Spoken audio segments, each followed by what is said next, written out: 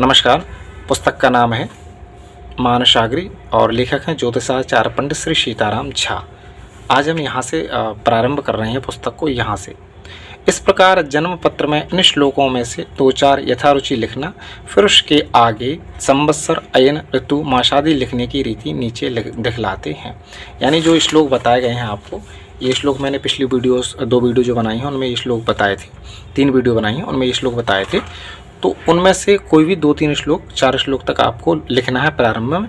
उसके बाद यहाँ पर लेखन पद्धति बताई गई है, उसे हम पढ़ लेते हैं। अथ श्रीमन् नृपति विक्रमार्क राज्याद अमुक संवत्सरे अमुक मासे अमुक अयने अमुक गोलगते श्री सूर्ये अमुक ऋताव अमुक मासे अमुक पक्षे अमुक तिथा अमुक वासरे घटिपला अमुक नक्षत्रे घटिपला अमुक योगे घटिपला अमुक करणेत्र दिने सूर्योदयाद्दिनगत घटिपला अमुक राशि स्थिते श्री सूर्ये अमुक राशि स्थिते चंद्रे अमुक राशि स्थिते भौमे बुधे गुरु शुक्रे शनौ राहु केतौ व अमुक राशिन नवांशे अमुक लग्नाधिपता अमुक रास्याधिपतौ एवं पुण्यतिथौ पंचांग शुद्धौ शुभ ग्रह निरीक्षित कल्याणवत्यां वेलायां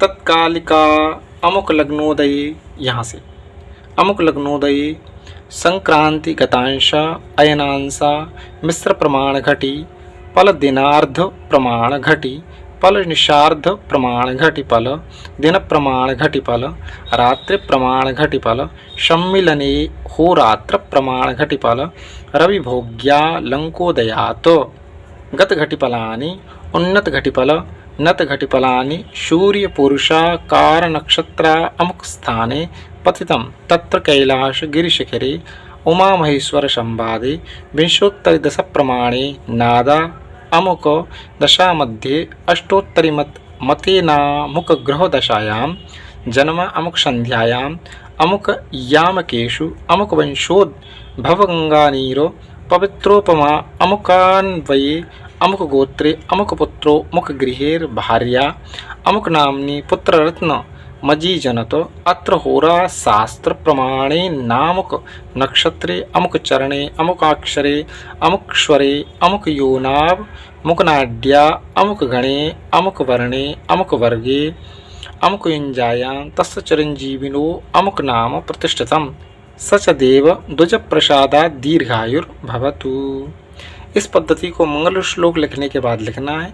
अमुक शब्द के स्थान में जो संवत्सर, अयन, ऋतु, मास आदि हों उसका नाम लिखना चाहिए। तो ये विधि बताई गई है। आजकल जब हम जन्म कुंडली लाते हैं तो उसमें पहले से ही ये सब लिखे रहते हैं, उनके आगे ही हमें केवल उन घटी पलों को लिखना होता है। मैं जन्म पत्री भी आपको एक दिन खाली जन्म पत्री भी बता दूंगा, उसमें किस प्रकार ये चीज़ें रहती हैं और कहाँ कहाँ आपको भरना रहता है। तो अभी हमने समझ लिया है कि इस प्रकार क्रम से हमको लिखना है। अब हम पढ़ लेते हैं जन्म कुंडलीस्थ विषय क्रम, यानी जन्म कुंडली में जो विषय क्रम रहता है वो किस प्रकार रहता है। यहाँ से पढ़ेंगे संवत्सर फला अयन फल गोल फल ऋतुफल मासफल पक्षफल तिथिफल वारफल दिनजात फल रात्रिजात फल योगफल कर्णफल गणफल योनिफल वारायुर्लग्न फलांश फला नामग्रे चंद्रकुंडलिंका चक्रम चंद्रकुंडली फलम चंद्र तत्फलम रास्यायुर्भाव साधनार्थम सूर्यादिक मध्यम सूर्यादिक स्पष्ट सूर्यादिक तात्कालिक भावचक्र विधिफलम सूर्यादीनां भाव विश्वोपक भाव तत्फलम द्वादश भवने नवग्रहाणां द्वादश भवन निरीक्षण विधि द्वादश भवने नवग्रहाणां फलम द्वादश भवने द्वादशेश फलम द्वादश भवने द्वादश लग्न फलम द्वादश लग्नानां स्वामी फलम षड्वर्ग में त्रिचक्रम षड्वर्ग कुंडली चक्रम पंच महापुरुष योग फलम सुनफा नफा दुर्धरा केम द्रुम वो शिवेस्य भयचरी योग फलरति योग द्वादशा युस्सगति नवग्रह चक्रम नवग्रह फलम दीप्तस्थाद्यन बप्रकार ग्रहफलम अरिष्टभंग राजयोगा गज चक्रम अश्व चक्रम शतपथ चक्रम। यहाँ से पढ़ेंगे सूर्य कालानल चंद्र कालानल यमदृष्टा त्रिनाड़ी यंत्र सर्वतोभद्र चक्रम चंद्रावस्था चक्रम रश्मि चक्रम रश्मिफलम चतुर्विध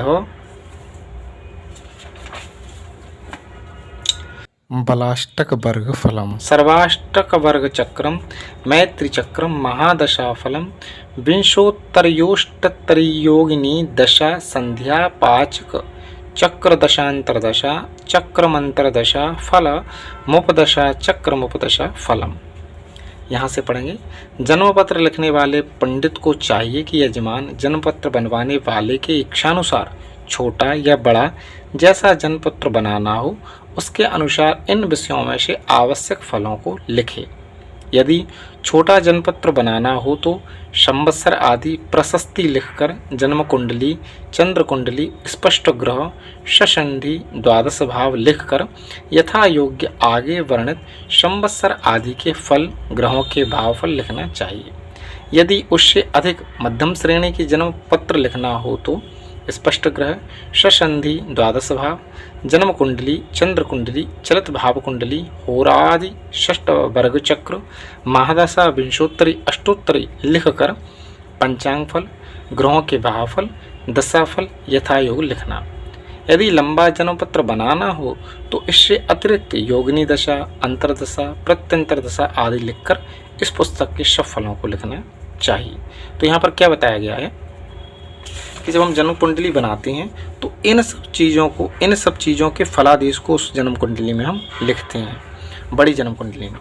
तो यहाँ पर उन्होंने साफ बता दिया है, अगर आप छोटी जन्म कुंडली बना रहे हैं तो आपको उसमें केवल इन विषयों को लिखना है। कौन कौन से?